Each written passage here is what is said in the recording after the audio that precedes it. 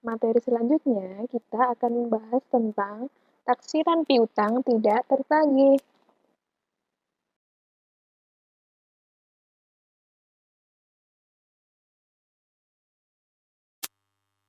Penjualan secara kredit merupakan strategi perusahaan untuk meningkatkan penjualannya. Dengan adanya penjualan tersebut, maka akan timbul piutang dari debitur kepada kreditor. Piutang yang diberikan oleh kreditor tersebut akan memiliki dua kemungkinan. Yang pertama, piutang tersebut akan dibayar tepat waktu, dan yang kedua, piutang itu tidak tertagih sama sekali. Nah, untuk mengantisipasi piutang yang tidak tertagih tersebut, maka perusahaan melakukan penyisihan piutang.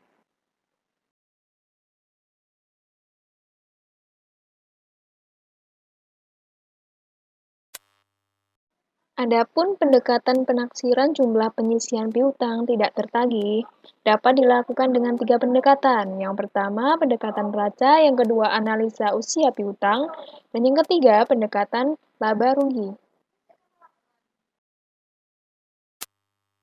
Taksiran piutang tak tertagih berdasarkan pendekatan neraca.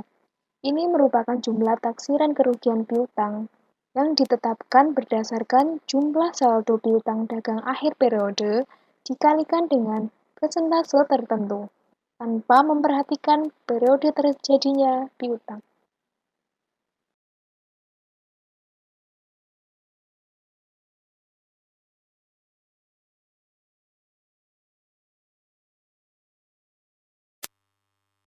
Dengan pendekatan neraca, jika cadangan kerugian piutang bersaldo kredit, maka contoh yang kita ambil yaitu pada buku besar PD Mentari Indah tanggal 31 Agustus 2017 memiliki piutang dagang sebesar 100 juta rupiah. Cadangan kerugian piutang sebesar 1 juta, taksiran kerugian piutang ditetapkan sebesar 2% dari saldo piutang. Nah, berdasarkan data tersebut, maka kita bisa mencari besarnya cadangan kerugian piutang. Yang pertama, kita mencari taksiran kerugian dari 2% dikali piutang dagang sebesar 100 juta, sehingga sama dengan 2 juta. Setelah kita mengetahui cadangan kerugian piutang, kita langsung mengurangkan taksiran kerugian piutang dengan cadangan kerugian piutang, sehingga beban kerugian piutang pada tahun 2017 sebesar 1 juta.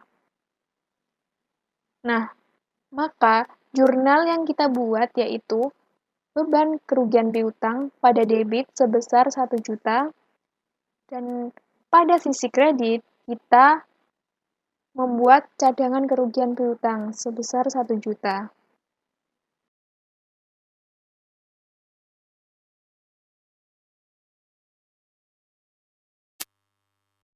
Lalu, apabila cadangan kerugian piutang bersaldo debit, maka untuk menghitung besarnya cadangan kerugian piutang, kita dapat melakukan penambahan tafsiran kerugian piutang ditambah dengan cadangan kerugian piutang, sehingga nanti beban kerugian piutang sebesar 3 juta.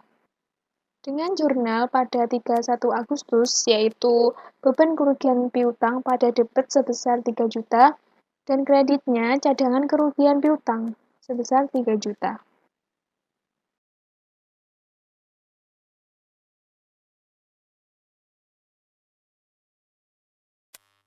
Dan pendekatan yang kedua berdasarkan analisa usia piutang.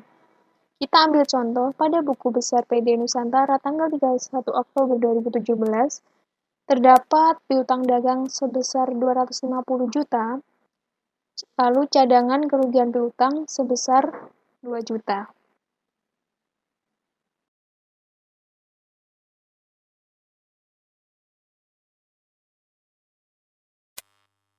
Dengan rincian nama debitur, yang pertama toko Mataram, jumlah 61 juta, pada tanggal 15 September 2017, kedua toko Tamrin sebesar 64 juta, pada tanggal 10 Agustus, Yang ketiga, toko damai, 63 juta pada tanggal 25 Oktober.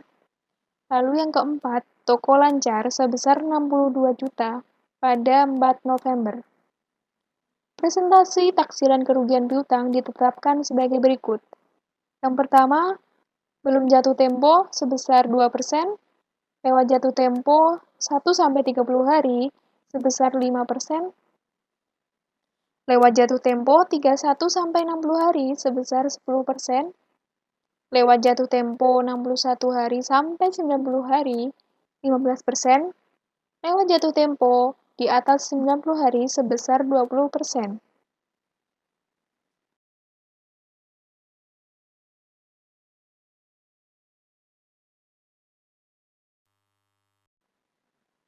Berdasarkan data tersebut, maka besarnya cadangan kerugian piutang dapat dihitung, yaitu yang pertama taksiran kerugian piutang yang kita peroleh dari tabel tersebut sebesar 29.490.000 dengan cadangan kerugian piutang yang telah kita ketahui sebelumnya sebesar 2 juta.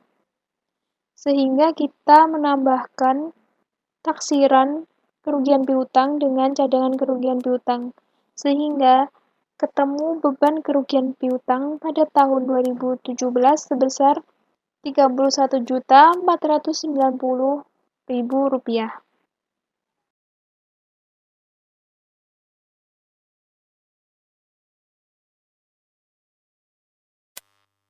Berdasarkan pendekatan yang ketiga, yaitu laba rugi, kita ambil contoh pada buku besar PD Indah tanggal 31 Agustus 2017, terdapat piutang dagang sebesar 100 juta, cadangan kerugian piutang 1 juta, posisi di kredit, dan penjualan sebesar 1 M.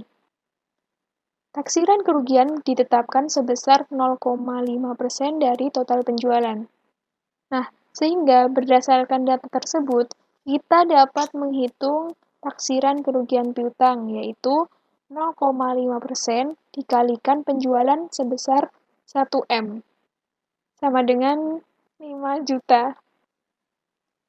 Jurnal yang kita buat pada tanggal 31 Agustus, pada sisi debit, kita ambil beban kerugian piutang sebesar 5 juta. Lalu, kita kreditkan cadangan kerugian piutang sebesar 5 juta.